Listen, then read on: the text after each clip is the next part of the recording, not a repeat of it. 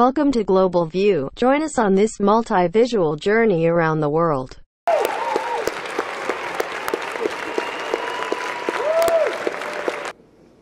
This is a truly historic day for the American Armed Forces.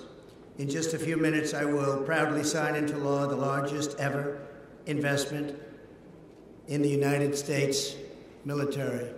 In fact, I can say the largest ever by far. Today also marks another landmark achievement as we officially inaugurate the newest branch of our military.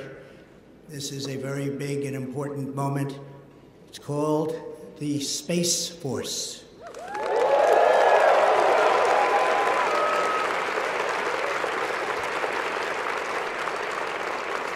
Most importantly, we are supporting you, the heroes who defend our families, secure our nation, and protect our freedom. The 2020 National Defense Authorization Act is about making sure our warfighters have the tools, resources, and equipment you need to fight and to win, all the time to win. We're making our military stronger and more powerful than ever before. We're joined today by Secretary of Defense Mark Esper and our service secretaries, General Mark Milley. Thank you very much, General. Fantastic job you're doing. And members of the Joint Chiefs of Staff, many distinguished military leaders and representatives, Mac Thornberry, Joe Wilson, Mike Rogers, Michael Turner, Michael McCall, Robert Whitman, French Hill, Matt Gaetz, Greg Pence, and Michael Waltz. And I want to give a special shout out to a very great gentleman who loves the military, loves this country, Senator Jim Inhofe. He's worked so hard on this. Thank you, Jim.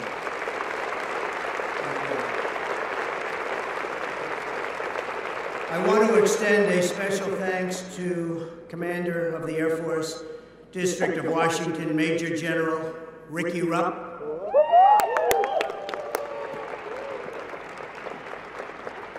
And Commander of the 11th Wing and Joint Base Andrews, Colonel Andrew Purath. Thank you, Colonel. And I am profoundly grateful to everyone at America's Airfield. That's what they call it, America's Airfield. I use it often. There is no greater honor than to serve as your Commander-in-Chief. I especially want to thank the incredible people who fly and maintain Air Force One. You are the best of the best. Thank you very much for doing such an incredible job. Today's signing of the 2020 NDAA is a watershed event in the truest sense of the word. Before I came into office, the military endured deep and devastating budget cuts. Our military, quite frankly, was very depleted.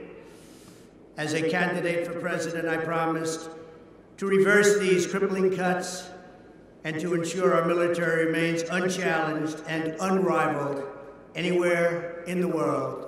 And right now, there is no one, there is no country that comes even close.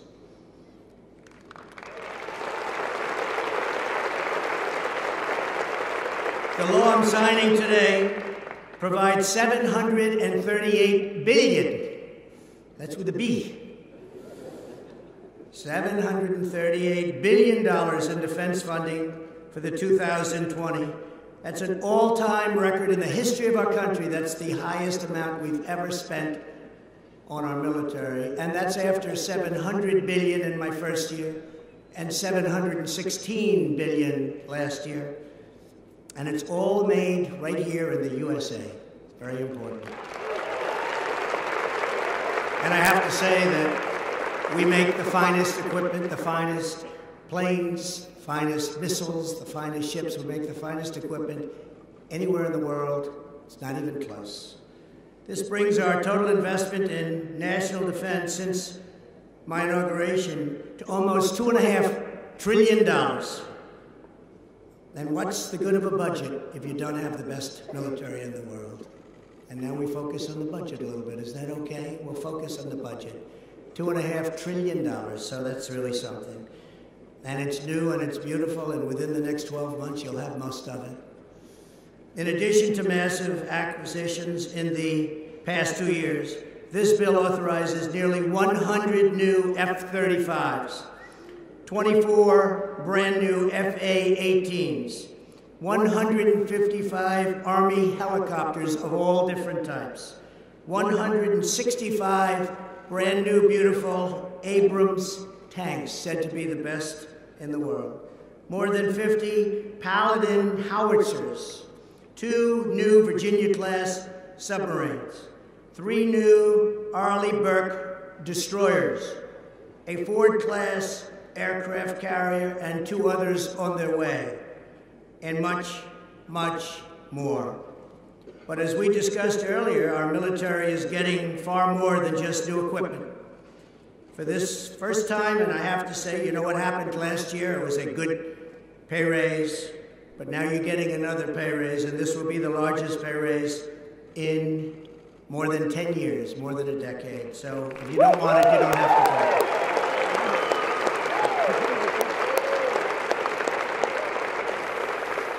For the first time since President Harry Truman created the Air Force over 70 years ago, think of that, we will create a brand new American military service. That's such a momentous statement. 70 years ago, the Air Force. With my signature today, you will witness the birth of the Space Force, and that will be now officially the 6th branch of the United States Armed Forces. That is something really important. It's a big moment. That's a big moment, and we're all here for it. Space. There'll be a lot of things happening in space, because space is the world's newest warfighting domain. Amid grave threats to our national security, American superiority in space is absolutely vital. And we're leading, but we're not leading by enough, but very shortly we'll be leading by a lot. The Space Force will help us deter aggression and control the ultimate high ground. With today's signing, I will proudly appoint General J. Raymond, the first Chief of Space Operations, and he will become the very first member of the Space Force, and he will be on the Joint Chiefs. He will be on the Joint Chiefs, which are now expanding by 1 position. That's a very powerful position. So, General Raymond, congratulations, and thank you for everything you've done. Jay? Where's Jay? This is for Jay Raymond. Mr. President, thank you for that. This is right.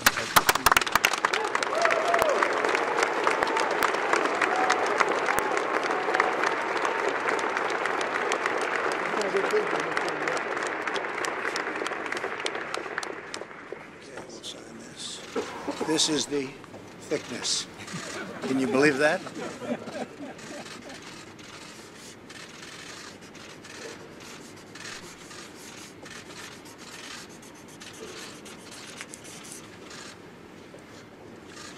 It's now signed.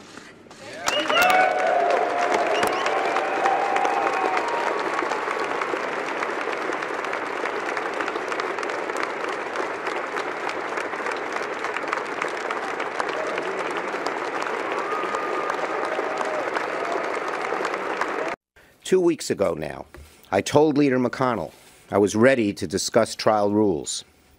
Instead of talking to me, he spoke publicly about what a trial may look like and said he was taking his cues from the White House. It was very partisan, very slanted, very unfair. The 4 witnesses we propose have direct knowledge of why the aid to Ukraine was delayed. I haven't seen a single good argument about why these witnesses shouldn't testify or these documents be produced, unless the President has something to hide. The process would be consulting the White House because it's the President who's the defendant, and due process would guarantee him, or fairness certainly would guarantee him, certain rights. If the purpose, as the House manager stated, for witnesses is to compare the disparities in facts, then they would have called a different list of witnesses. What we ought to be doing instead of this is doing what the American people want us to do, which is make the schools better and preserve Social Security and rein in the HMOs. There were some on my side, I was not among them, but some on my side who argued strongly that they ought to call witnesses, and they resisted it every step of the way. There has not been a good explanation why 60,000 pages of testimony was good enough for the House, but isn't good enough for the Senate.